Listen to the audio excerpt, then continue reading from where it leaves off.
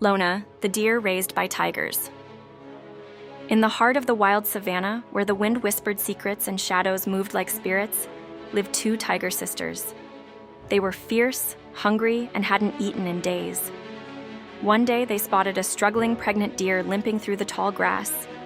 Driven by instinct, the sisters attacked. But just as the deer collapsed, a miracle happened. Her baby was born in her final breath. The tiger stood frozen. In that moment, something inside them shifted. Was it guilt? Compassion? They couldn't leave the newborn to die. They named her Lona, and from that day, they raised her as their own. Years passed. Lona grew into a beautiful, graceful deer, kind, curious, and full of life. She believed the tigers were her real mothers. In front of her, they would pretend to graze on grass, but when she slept, they hunted mice and reptiles, never deer. One day, Lona met a migrating herd of deer passing through the savanna. Her heart raced. She felt drawn to them. They looked like her. She approached them, confused and hopeful. The tiger sisters saw her with the herd and panicked. They charged, scaring the deer away, all but Lona, who stood still. "Why are you angry?" she asked. "They're like me, aren't they?" The sisters finally confessed. They told her how her mother died, how she was born into their paws, and how love, not blood, made them her mothers.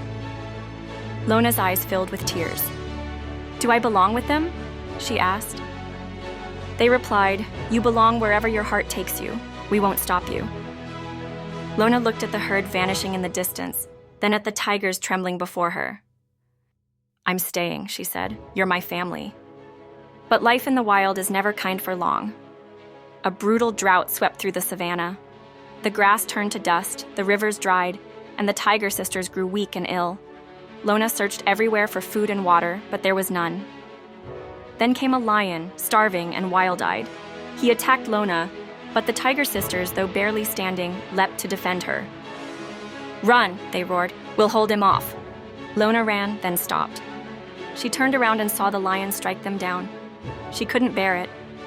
She returned, stood before the lion, and said, "Take me, but leave them." The lion approached. He stared at her long and deep. Then silently, he turned and vanished into the dust. Days later, rain finally fell. The savanna breathed again. And Lona stayed by her mother's side, not just as a deer, but as the daughter who chose love over fear and loyalty over survival. Moral of the story: family isn't just blood, it's those who choose to love, protect, and sacrifice for us, even when they don't have to.